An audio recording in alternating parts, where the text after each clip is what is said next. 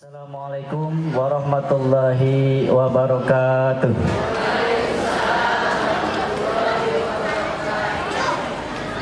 Asa kirang kompak dipengker sakali deui panginten. Assalamualaikum warahmatullahi wabarakatuh.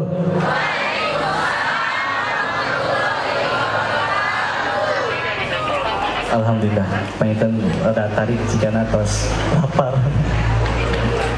Alhamdulillahirabbil alamin. Alhamdulillahilladzi hadana li hadza wa ma kunna linahtadiya laula an hadanallah. Asyhadu an Bapak biasa hadir di SMK Bakti Kencana Soreang dan Pak Haji Mulyana ini insyaallah akan memperjuangkan dunia pendidikan, khususnya Bapak Ibu guru semua. Insya Allah beliau akan berkontestasi di 2024 nomor 3 Pak ya, di PKS. Mudah-mudahan kita doakan semua Pak Haji Mulyana tetap sehat dan bisa memperjuangkan kami aspirasi di dunia pendidikan. Yang saya hormati BPH Yayasan Guna Kencana, karya P5 Profil Penguatan Pelajar Pancasila,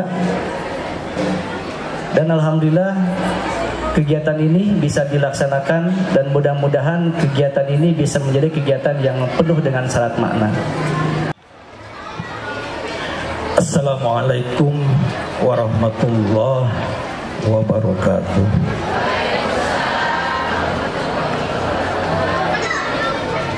Yang terhormat Bapak Ketua Yayasan, komite yang artinya untuk menghubungkan antara pihak sekolah dan orang tua siswa. Alhamdulillah, sebetulnya saya di sini sebagai ketua komite dari mulai anak saya angkatan 2001.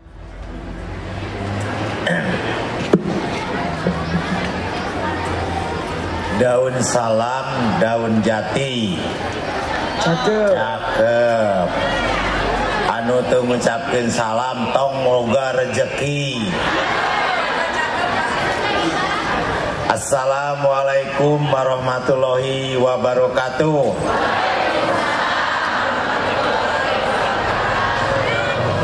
Nu ngucapkeun salam sing loba rezeki, sing panjang umur, anu gaduh samentan sing enggal lunas, jadi taroskeun gatos kawajahan.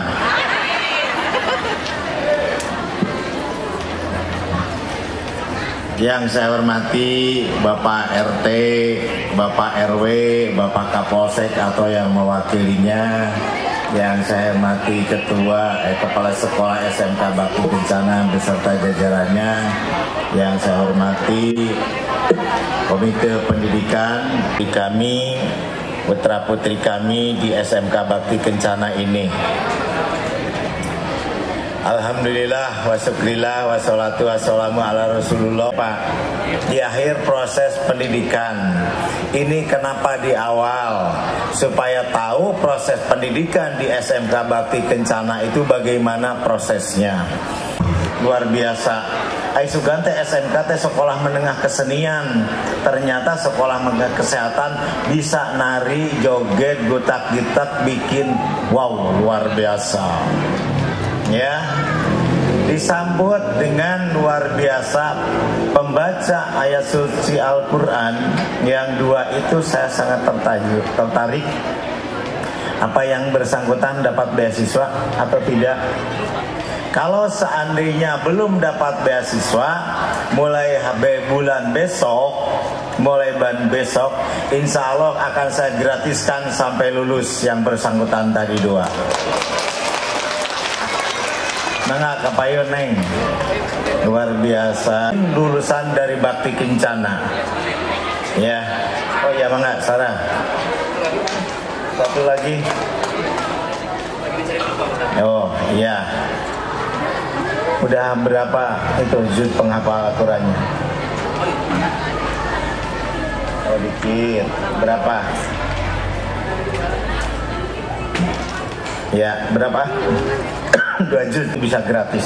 penghafal Al-Quran masuk bakti kencana. Sekarang ada 4 orang penghafal 30 juz masuk ke bakti kencana, dapat beasiswa dari ketua yayasan. Ya, kamu penghafal ya Neng ya, siapa tahu dapat beasiswa dari yayasan. Program ini sudah 7 tahun saya lakukan. Kemarin ada wisuda penghafal Al-Quran. Mohon maaf, ibuna tukang lotek penghafal Al-Quran udah lulus di TSM di wisudana. Luar biasa. Mudah-mudahan di sini pun ada masuk bakti kencana dengan program beasiswa penghafal Al-Quran. Program ini udah 7 tahun Bapak Ibu. Program ini lain karena rek muliana rek pemilihan digratiskan, lain tika pungkur. Program ini sudah berjalan, apalagi rek nyolok teu kudu 30 lah 10 ge teu nanaon, kenggeus pemilu 30 deui. Turunkeun deui ya Ibu, mangga Ibu ulang tahun Bu. Di mana lagi Bu? Kepala sekolah di pasien BPJS nu gratis deui nya dipangproseskeun. Ya. Asal nyolok uing. Nyolok uing teu maci. Ibu 200.000 ya? Oh Neng. Ngopita. Kamu berapa lama sih belajar ngajinya? Luar biasa, enakin. Dari SMP ya. Mau kuliah? Ya, mau gratis? Mau? Ngaji terus, penghafal Al-Quran, nanti ngobrol dengan kepala sekolah, masuk ke Universitas Bakti Kencana, kamu bisa gratis. Tapi dengan syarat penghafal Al-Qurannya ditingkatkan. Ya, alamat. Ya, nyanyi ulang tahun, mana?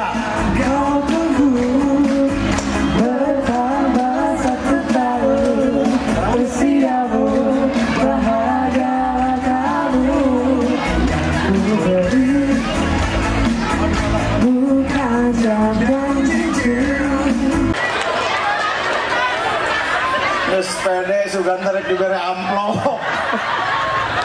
Kasihan deh lu. Aduh, ya sama ini saudara kita. Ini adalah perawat dosen di Bakti Kencana. Ya, mudah-mudahan sing janten dewan dia sakantor jeung si Oning kana. Ya. Hadirin yang berbahagia, yang ulang tahun hari ini saya ucapkan selamat. Dipersilakan mungkin Bapak Ibu yang ada Kapayon. Nah itu udah ada ya Bu ya? Silakan Kapayon. Ada voucher langsung ke depan ya. Ya ada voucher langsung ke depan. Izin Bapak. Ya. Oke, boleh aja Bapak dan Ibu langsung ke depan. Ayo langsung diberikan hadiah. Betul sekali. Diberikan hadiah. Oke, boleh langsung ke depan. Mangga. Tenang. Wis luar biasa banyak hadiahnya. Oke, dicek lagi Bapak dan Ibu. Ya. Di kolong kursi aya voucher. Ya. So, anu aya eta mangga Kapayun. Sebelum itu dicek kembali ya. Barangkali masih. Seberapa? Ya, aya kene sok, seueur. Kalau lagi ada 30 ya. 30. Pres yang sangat luar biasa. Ya. Mohon maaf sementara ini saya berikan kepada karyawan saya, yaitu berangkat umroh di 2024 jatuh kepada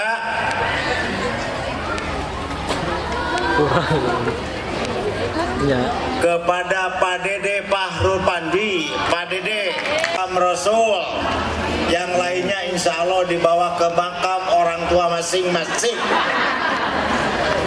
Terus bagi hadiah dulu. Ya. Dipersilakan mungkin kepada yang kami hormati Bapak Haji Amulyana SH. Lancar rezekinya Betul juga. sekali, rezeki semakin melimpah gitu ya. Ya Allah ya Rabbal Alamin. Dan buat Bapak Ibu hadirin yang mungkin tidak berkenan mendapatkan door prize, Jangan berkecil hati jangan berkecil hati. Nah, ya. macam-macam. Dan ada beras juga, pokoknya ini sembako kepada pemenang door prize dalam acara Parents Gathering pada pagi hari ini. Betul sekali. Dan juga bukan hanya pematerian yang kita dapat ya, Kang Dandi, tapi juga banyak sekali acara pada hari ini gitu ya. Betul sekali, tadi selain dari Parents Gathering juga, nanti juga bakal ada gebiar karya juga dari Betul semua ya acaranya ya. luar biasa sekali. Luar biasa ya. Ada door prize. Siapa yang akan pemenang hadiah utama ini? Nanti kita akan spill.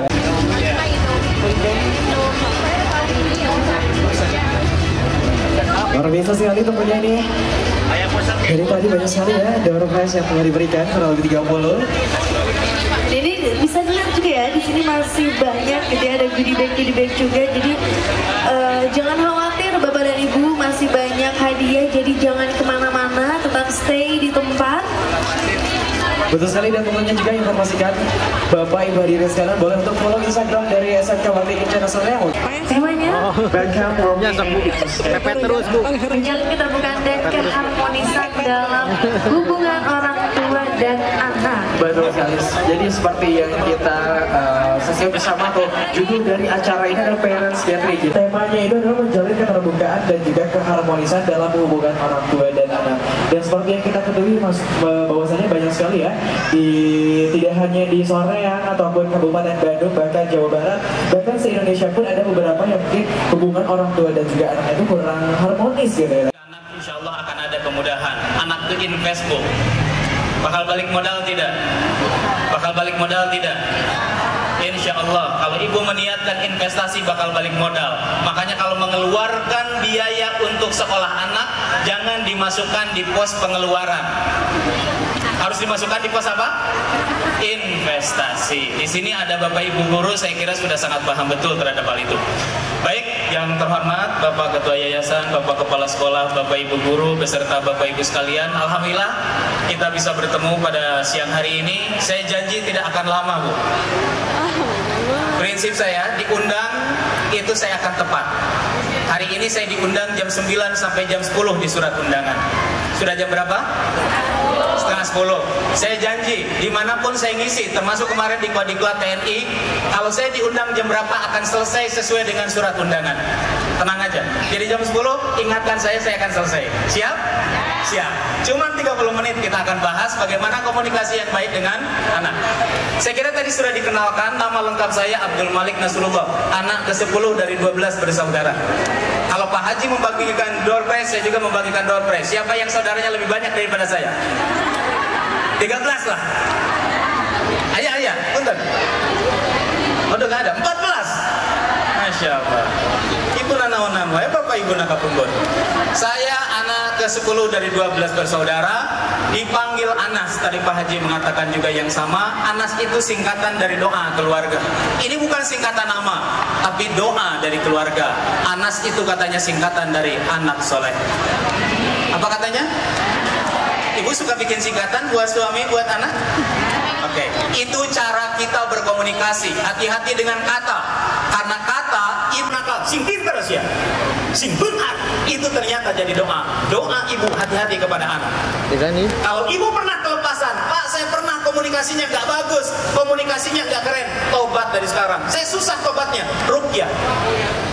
Kenapa perlu seperti itu? Hati-hati dengan kata-kata. Makanya bagus tema kita hari ini, menjalin keterbukaan dan keharmonisan dalam hubungan orang tua dan anak.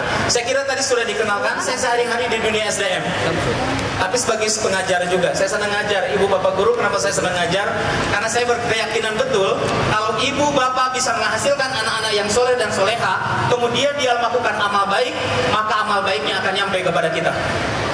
Ibu punya anak yang kaya, dengan kayanya dia umroh, maka ibu akan kebagian umrohnya. Ibunya gak usah ikut umroh.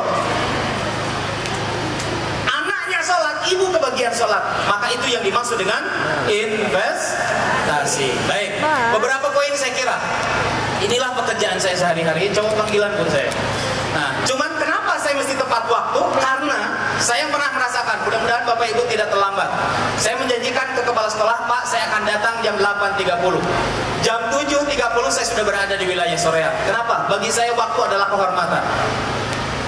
Saya pernah kehilangan proyek besar gara-gara terlambat ke bandara. Kenapa terlambat ke bandara? Karena acara sebelumnya terlambat. Ketika acara sebelumnya terlambat, kemudian kita terus terlambat, maka akan terlambat kepada yang lainnya. Makanya prinsip saya, jam berapapun diundang, kemarin diundang Kementerian Hukum dan HAM, itu mulainya jam 10 kurang 10. Saya diundang jam 9 sampai jam 10, karena mulainya jam 10 kurang 10, saya cuma bicara 10 menit dan saya pulang. Ibu kalau begitu, kita akan mengharapkan komunikasi yang baik dengan anak, dengan siswa, Bu, bukan dengan kata-kata. Kita hari ini memperingati Maulid Nabi. Rasulullah itu dakwahnya banyaknya bukan dengan ayat.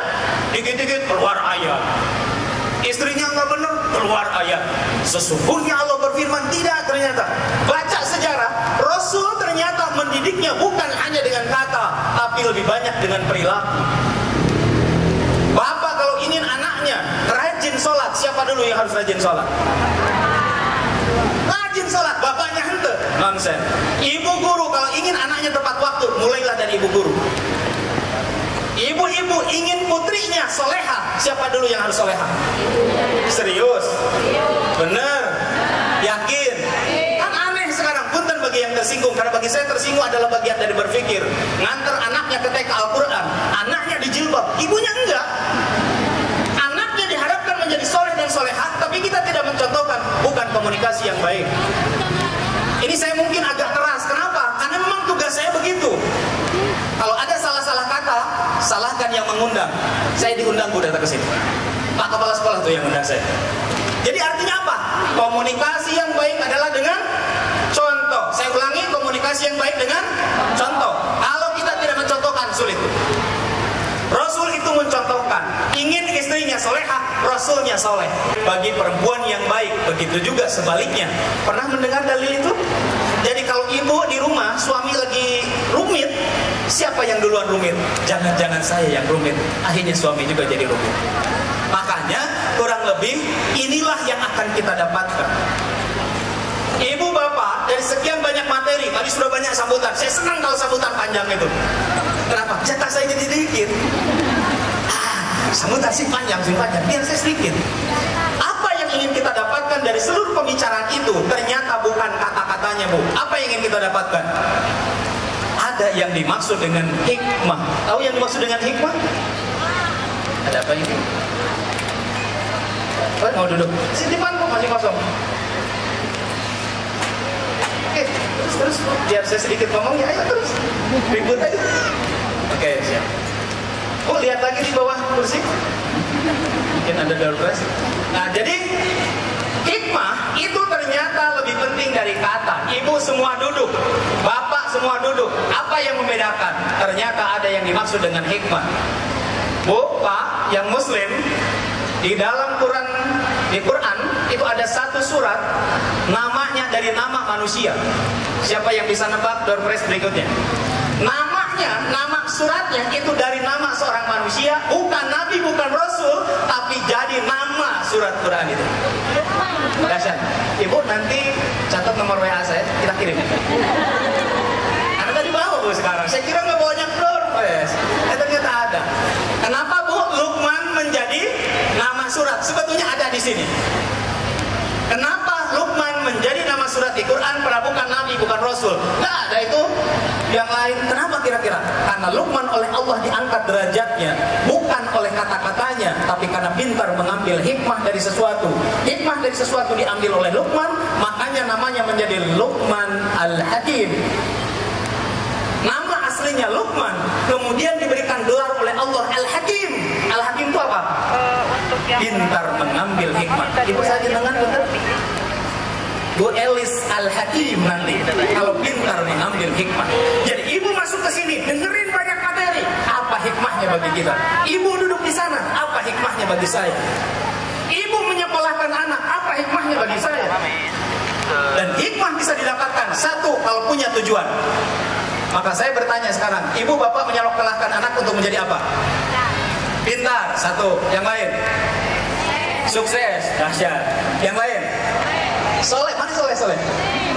Boleh Bu, saya sekarang kasih pilihan kepada ibu. Pilih soleh, pilih pinter. Gak apa-apa soleh tapi bodoh. Nah Bu, ini serius saya. Karena kalau ibu nggak jelas tujuannya, ibu bakal tersesat menyekolahkan anak ke sini. Ibu guru punten, kenapa ada anak yang suka nyontek? Ternyata salah tujuan.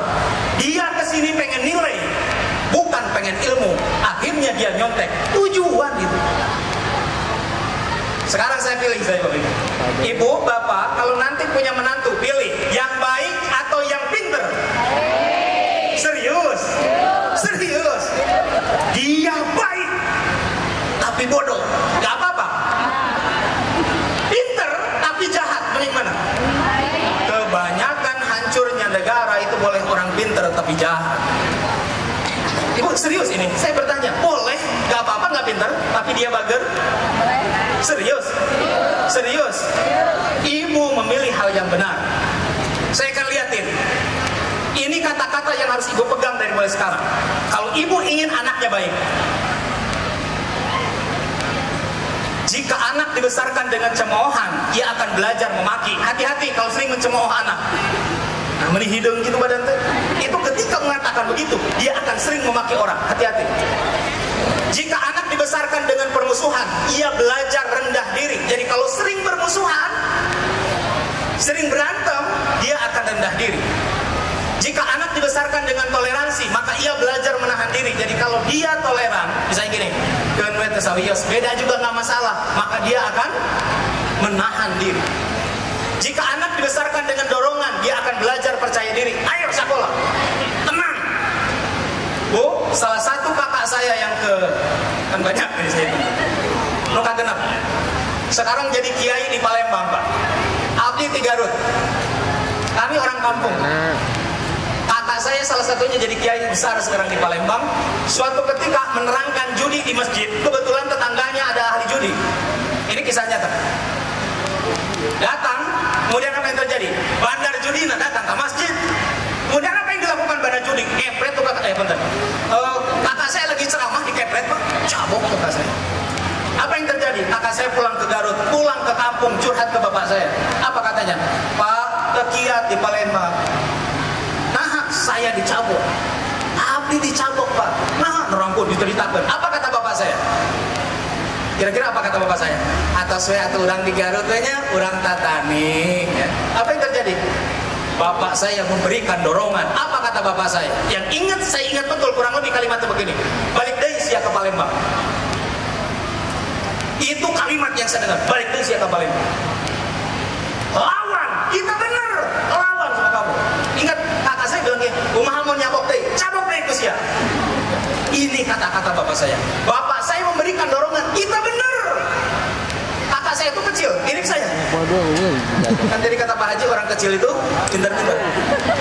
Betul. Kakak saya kecil, bahkan lebih kecil daripada saya. Kenapa lebih kecil? Karena tulang punggungnya, Pak, pernah diambil satu ruas karena pernah menderita penyakit. Jadi satu tulang punggungnya diambil satu ruas, makanya lebih pendek daripada saya. Tapi disuruh oleh bapak saya, Pak, balik deh saya ke Palembang. Kamu mau dicapok deh, capok deh usia. Ternyata kakak saya ke sana nerangin lagi judi. Datang bandar judi, naon sih? Lain nyebrang lautan di Jawa, Sumatera, lain di Kokoroh, Kojor, itu batu asal. Apa yang terjadi sekarang? Menjadi salah satu kiai besar. Saya kemarin ke sana, Pak, bapak landing di bandara. Sebut saja Ridwan Nawawi, itu kakak saya. Pada kenal tuh di bandara. Yang dulu pernah nyabok bandar judi. Artinya apa? Bapak dorongan. Sekarang ada anak pulang ke rumah kemudian bilang, Pak, abdi teh diciwit bu guru. Coba pada ciwit deh ikut ya. Lamun bener. Tapi bapak harus fair. Kenapa diciwit guru? Abdi tadi soalnya ciwit rerencangan. Siapa? Diciwit baik. Jadi kita itu apa? Itu komunikasi kita. Dorongan kita. Jika anak dibesarkan dengan pujian, maka ia belajar menghargai. Bisa muji orang kali itu, Bu? Ih, meninggali si abdi. Jadi artinya apa? Dia belajar menghargai. Jika anak dibesarkan dengan rasa aman, komunikasinya aman, maka dia menaruh kepercayaan. Lanjut. Jika anak dibesarkan dengan sebaik-baik perlakuan, maka ia belajar keadilan. Jika anak dibesarkan dengan penghinaan, maka ia belajar menyesali diri. Perlu hati-hati. Komunikasi itu mahina, weh. Bu Guru punten, saya punya rahasia. Saya pernah gak suka bahasa Inggris di SMA. Gara-gara apa? Saya dihina sama guru saya, guru bahasa Inggris. Ceritanya Bu, saya kenalan kan. Ayo semua kenalan, saya ke depan. Kenalan lah waktu itu. Saya kenalannya, saya ingat betul. Saya bilang gini, my name is Abdul Malik Nasrullah. I was born in Garut. Tahu apa kata guru bahasa Inggris saya? Cing atau Garut mah Garut, gue tuh perlu di Inggris ke. Ini bener. I was born in Garut. Saya tuh British gitu Inggrisnya tuh. Si Garut nanti. Guru nama sedikit. I was born in Garut. Gitu, cek guru saya. Tahu apa yang terjadi Bu? Sampai sekarang saya gak suka bahasa Inggris. Baru tobat ketika kemarin S3, saya ternyata harus menyetorkan nilai bahasa Inggris. Baru belajar, saya nggak mau. Kemudian belajar lagi waktu kapan Bu? Saya kebetulan salah satu delegasi Indonesia ke Vietnam. Di Vietnam Pak, kalau Bapak nggak bisa bahasa Inggris, Bapak nggak bisa pulang. Wayah nak, saya belajar bahasa Inggris. Aduh, berat ya. Kalau ibu suka menghina, bapak suka menghina anak, nanti dia nggak mau bertumbuh berkembang. Komunikasi kita itu hati-hati. Maka apa? Jika anak dibesarkan dengan kasih sayang dan persahabatan, maka ia belajar menemukan cinta dan kehidupan. Sekarang pertanyaannya, ini kuis. Jika anak sering dimarahi, maka dia akan menjadi pribadi? Pribadi? Ulangi gimana? Pemarah. Jadi kalau ibu sering marahin, dia sering marah, oke? Oke, siap. Deal? Ada yang lain jawabannya? Ibu? Pemaki. Dahsyat. Yang lain? Dari sudut sebelah sini? Jadi netizen. Ini kayaknya 17 tahunan kalau yang ini ya. 17 tahun lewat 30. Apa? Pendendam. Yang lain. Oke. Bully. Pembuli. Oke. Ternyata Bu, ada lagi jawaban yang paling tepat. Kalau anak biasa dimarahin, apa Bu? Penakut. Dahsyat. Oke, yang lain, yang lain. Gimana Bu? Rendah diri. Oke, yang lain. Aduh, imam beres atau ya? Wah, terus yang sakit deh. Tahu? Jika anak dibesarkan dengan kemarahan, ibu sering memarahin ibu, ngambek mereka budak teh, maka anak ibu akan jadi pembohong. Itu datanya. Bapak terus kerebutan, rajanya ibu ada pak gurunya. Bapak punya anak, kemudian bapak marahin terus. Sholat, untuk sholat ya. Akhirnya apa? Dia jadi bohong Bu. Kata kita, nah sudah sholat atau stasiun dicaritakan. Maka hati-hati dengan komunikasi kita, itu membentuk anak yang seperti apa. Nah sekarang urusan dengan maulid. Kalau Rasul kira-kira komunikasinya bagaimana? Kasar atau lemah lembut? Rasul memanggil istrinya apa? Nah, kalau ibu Siti Aisyah, ya Humairah, wahai yang kemerah-merah. Pada Abi mah hidung, ya Hajar Aswad. Nah, itu Hajar Aswad itu artinya hidung. Nah, kita Rasul itu lemah lembut, padahal Nabi. Kita bukan Nabi, RT wae teu kapilih, tapi ke anak. Waduh, eta Gusti Bapak, punten. Ini saya juga sedang bertobat, karena dulu saya pernah begitu. Bapak saya itu galak Bu. Kenapa galak? Anaknya banyak. Kan 12 kan? Cek bapak saya hiji hilang. Galak bapak saya. Bener. Saya anak ke-10. Kebayang? Anak pertama biasanya yang paling dinanti-nantikan. Bapak positif. Nah, anak kahiji atuh. Alhamdulillah. Coba anak kedua. Bapak positif? Positif. Jadi mulai ada pertanyaan. Anak ketiga, Bapak positif? Banyak. Duh kan mulai. Kebayang anak ke-10? Pak, positif. Sope. Kesorangan. Bu, bener Bu Guru. Saya punya anak 4. 5. Satu tiada, yang paling bungsu. Anak pertama, saya ngantar istri. Apa kata susternya? Ibu anak keberapa? Anak pertama. Langsung, susternya banyak. Ibu ya itu SOP di perawat gitu. Siapa yang bidan emang gitu? Kalau anak pertama, banyak. Suatu ketika saya di klinik yang sama, anak kedua. Tahu apa yang terjadi? Ibu putra kasabariji, K2. Atau sananya, harilang kita perawat. Beneran dianggap ke pengalaman. Kamana bidan teh kita pengen panik, saya nungguin. Kenapa? Mungkin ini anak keponakannya banyak. Saya 12 bersaudara. Bapak saya galak. Pertanyaan saya sekarang ke bapak-bapak, boleh marah ke anak gak? Ibu, punten, boleh marah ke anak gak? Serius? Kan katanya kalau marah tuh jadi pembohong, tapi boleh marah tidak? Ada dua aliran. Satu yang memperbolehkan, kedua yang tidak memperbolehkan. Angkat tangan yang memperbolehkan. Ini boleh semua. Ya Allah, banyak yang memperbolehkan. Baik, sekarang yang tidak memperbolehkan. Ya Allah, nggak ada. Karena saya pernah ngisi parenting, di situ mah nggak boleh marah ke anak. Bu guru nggak boleh marah ke anak. Dan ternyata saya memakai mazhab mana? Saya memakai mazhab yang pertama, boleh marah ke anak, yang nggak boleh pemarah. Ulangi, boleh marah ke anak, yang nggak boleh. Apa bedanya marah dengan pemarah? Iya, dikit-dikit marah, marah dikit-dikit. Kenapa? Itu namanya pemarah. Tapi marah boleh. Kapan boleh marah? Di dalam sebuah kesalahan yang besar. Saya pernah diguyur bapak saya di kamar mandi, dicemplungkan ke balong. Gara-gara apa? Saya disuruh, malahan ngorek-ngorek ibu. Ngorek-ngorek tanah saya itu. Ingat ya? Ngorek-ngorek tanah gitu ya. Bikin robot lagi nano gitu. Apa kata bapak saya? Itu muat kita tahu di pangku, saya dibajur. Tapi apa yang terjadi? Punten, tolong disimpulkan. Bapak saya pemarah atau marah? Bapak saya itu galaknya luar biasa. Tapi kenapa? Nah ini, punten, saya dari sudut seorang anak. Ini demi Allah, demi Rasulullah, saya pernah berdoa begini. Walaupun menurut saya itu salah. Apa doa saya? Wahai ya Allah, bapak saya itu galak. Tapi sekarang saya mengerti kenapa bapak saya galak. Kalaulah diizinkan antara ibu dan bapak saya masih ada sekarang, usia 96 tahun. Ibu saya sekarang masih ada, usia 90 tahun. Saya pernah berdoa, kalaulah dua orang tua saya itu dipanggil, saya minta ayah saya yang terakhir dipanggil.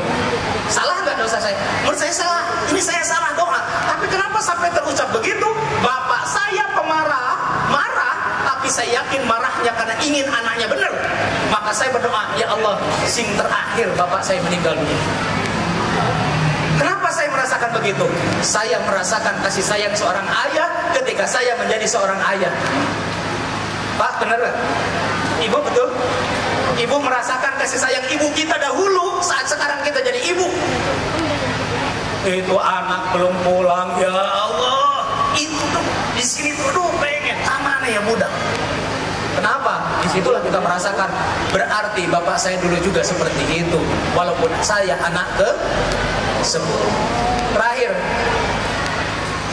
punten Rasul. Ini segitiga pendidikan.